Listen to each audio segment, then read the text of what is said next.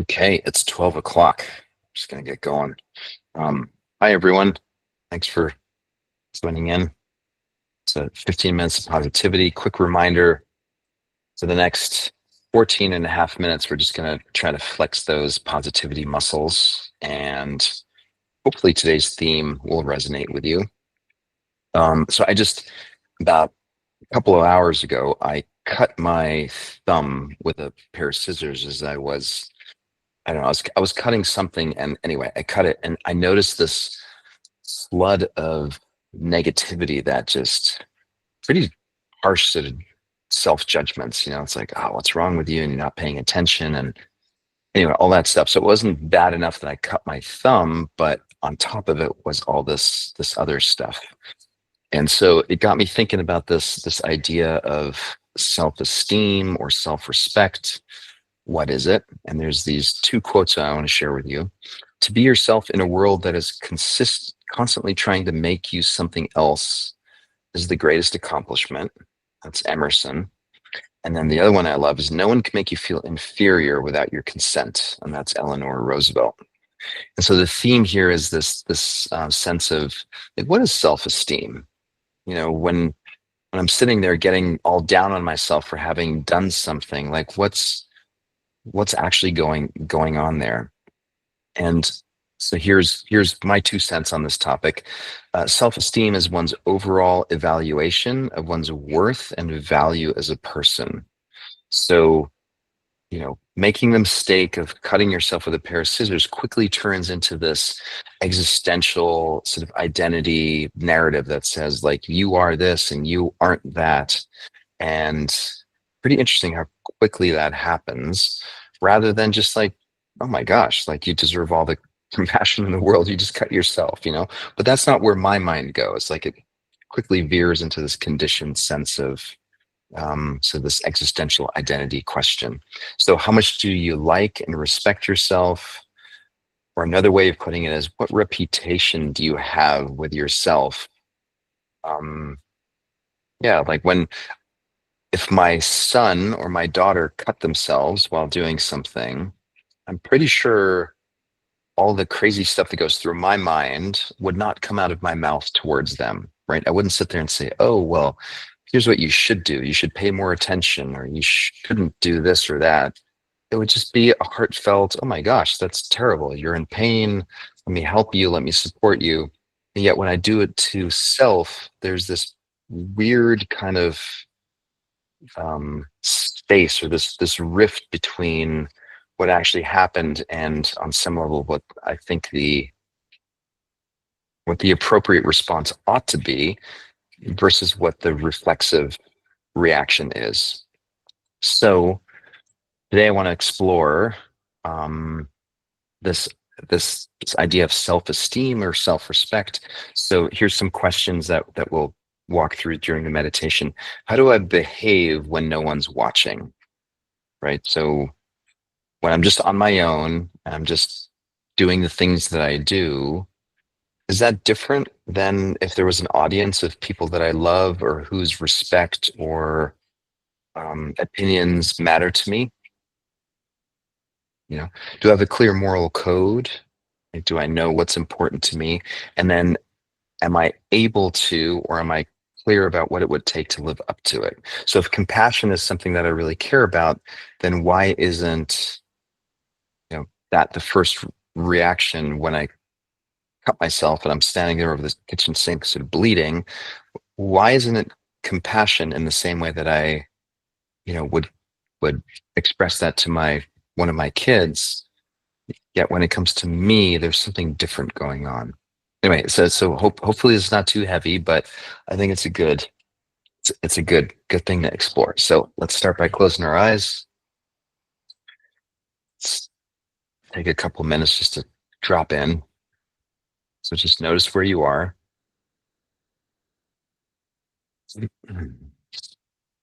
Notice sounds around you. Notice any sensations that you feel in your skin or your face.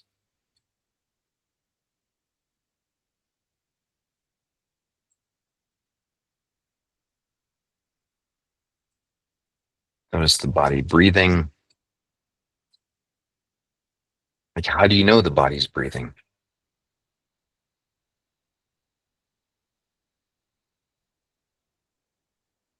For example, get curious about what's happening in the nostrils in terms of temperature and sensation. Each in breath and out breath leaves a really distinct imprint.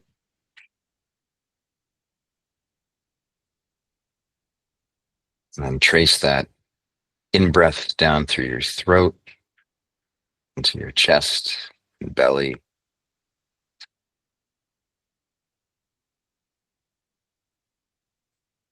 And then notice the out breath, the warm air gets pushed out of the belly, the diaphragm, the lungs, out through the nostrils or mouth.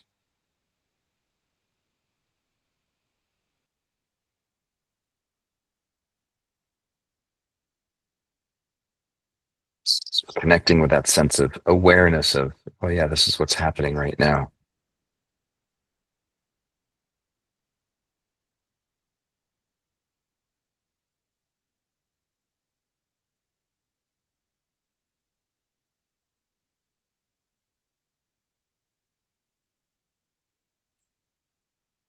And just to be clear, there's no right or wrong here. There's no good or bad. It's just noticing, just observing cool air entering the nostrils, expansion of the chest and belly, and then the contraction leading to warm air passing out of the mouth or the nose.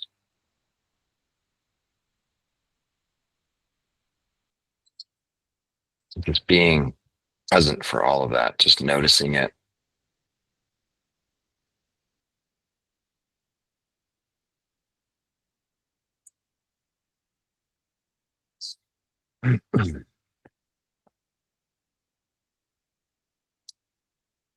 This is what's happening right now.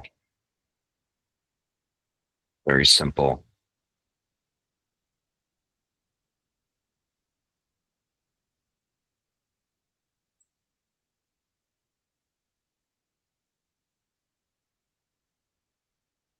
And then I'll just, pose this question and just see what comes up for you. So again, there's no right or wrong, there's no judgment here, but just, when I pose the question, like, how do I behave when no one's watching? Like, what comes up for you?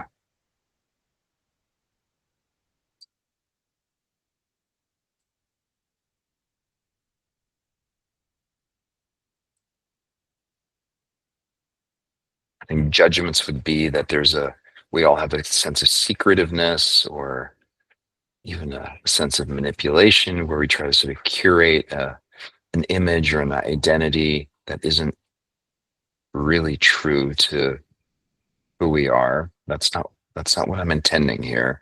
It's really just an honest, vulnerable exploration of, are there parts of me that I'm afraid to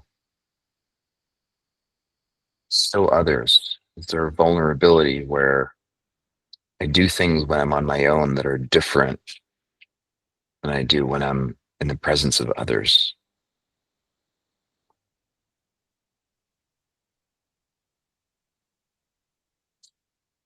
And just notice what comes up. Again, no judgment. There's no right or wrong. It's just, oh, there it is.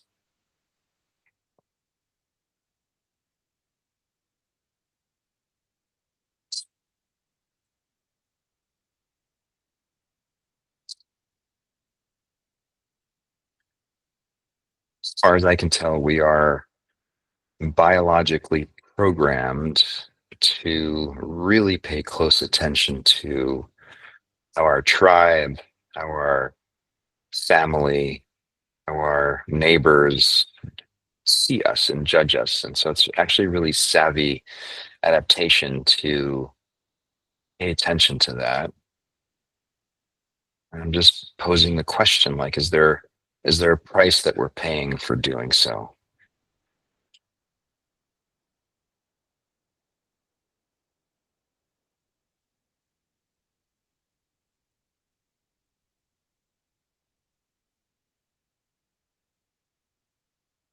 What is it that I'm afraid of experiencing or expressing or sharing with others that I'm willing to experience when I'm on my own versus what I'm willing to do when I'm in the presence of these other people?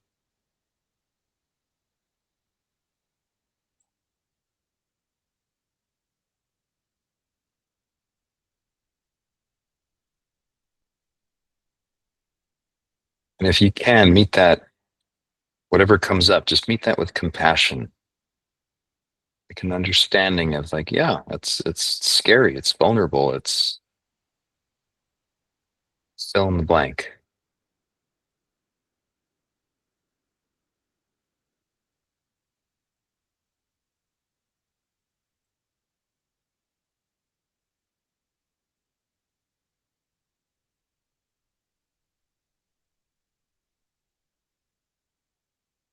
I think we all have a sense or an idea of who we want to be. We have a moral code.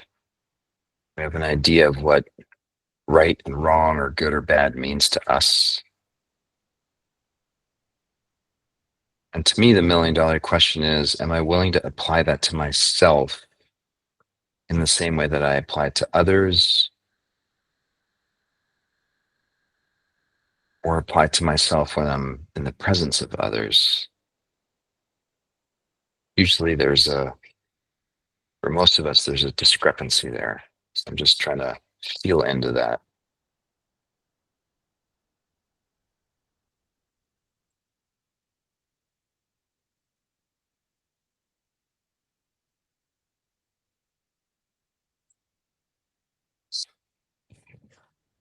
Then comes this question, why? Why is there a discrepancy? One of my mantras these days is I turned 55 in July. There's a part of me that keeps asking myself, like, if not now, when? Like, how old do you need to be before you are willing to show up completely for everyone in your life? Like, what are all those little bits and pieces that you're still struggling with, admitting to yourself or to others? Like, do I need to be 60, 70? My dad is 92. I sense he's still struggling with this self-respect, self-esteem stuff.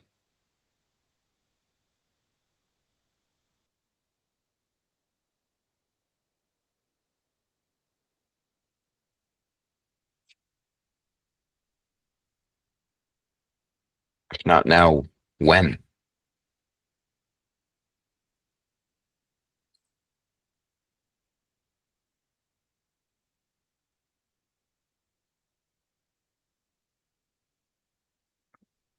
Take a deep breath in through the nose.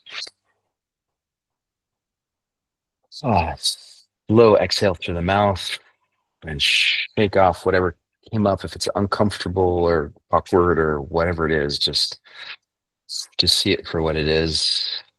Exhale and hold the exhale for 5, 4, 3, 2, 1. Another deep inhale. Slow exhale through the mouth.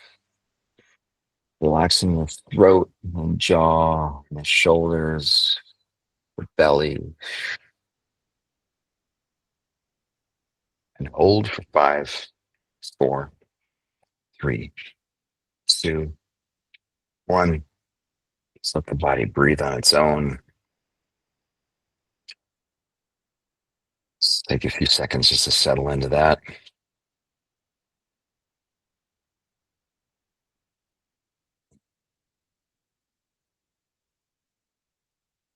Hmm.